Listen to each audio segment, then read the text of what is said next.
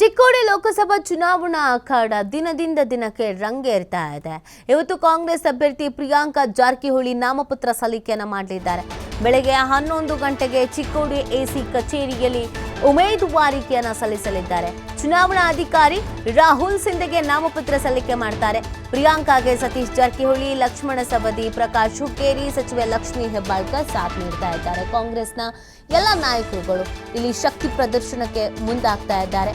ಪ್ರಿಯಾಂಕಾಗೆ ತಂದೆ ಸತೀಶ್ ಜಾರಕಿಹೊಳಿ, ಲಕ್ಷ್ಮಣ ಸವದಿ ಸೇರಿದಂತೆ ಪ್ರಕಾಶ್ ಹುಕ್ಕೇರಿ ಅವರು, ಸಚಿವೆ ಲಕ್ಷ್ಮೀ ಹೆಬ್ಬಾಳ್ಕರ್ ಕೂಡ ಸಾಥ್ ನೀಡ್ತಾ ಇದ್ದಾರೆ. ಗೆಲ್ಲಿಸ್ಕೊಂಡು ಬರಲೇಬೇಕು ಅಂತ ಪಣ ತೊಟ್ಟಿದ್ದಾರೆ. ಇವತ್ತು ನಾಮಪತ್ರ ಸಲ್ಲಿಕೆ ಮಾಡಲಾಗುತ್ತೆ.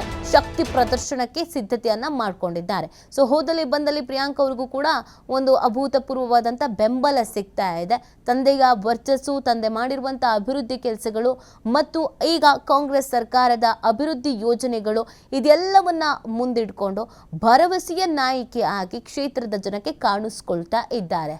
ಒಬ್ಬ ಯುವ ನಾಯಕಿಯಾಗಿ ಹೆಸರು ಮಾಡ್ತಾರೆ, ನಮ್ಮ ಕಷ್ಟಗಳಿಗೆ ಸ್ಪಂದಿಸ್ತಾರೆ ಅಂತ ಅವರ ಬಳಿ ಈಗಾಗಲೇ ಕಷ್ಟಗಳನ್ನು ಹೇಳ್ಕೊಳ್ತಾ ಇದ್ದಾರೆ. ಮತ್ತು ಅದೆಲ್ಲದಕ್ಕೂ ಮುಂದಿನ ದಿನಗಳಲ್ಲಿ ಉತ್ತರ ಸಿಗುತ್ತೆ ಅನ್ನುವಂಥ ನಿರೀಕ್ಷೆಯನ್ನು ಕೂಡ ಇಟ್ಕೊಂಡಿದ್ದಾರೆ. ಸೊ ಇವತ್ತು ನಾಮಪತ್ರವನ್ನು ಸಲ್ಲಿಕೆ ಮಾಡಲಾಗತ್ತೆ. ಸೊ ಈ ನಾಮಪತ್ರ ಸಲ್ಲಿಕೆ ಸಂದರ್ಭದಲ್ಲಿ ಕಾಂಗ್ರೆಸ್ನ ನಾಯಕರುಗಳು ಭಾಗಿಯಾಗ್ತಾ ಇದ್ದಾರೆ.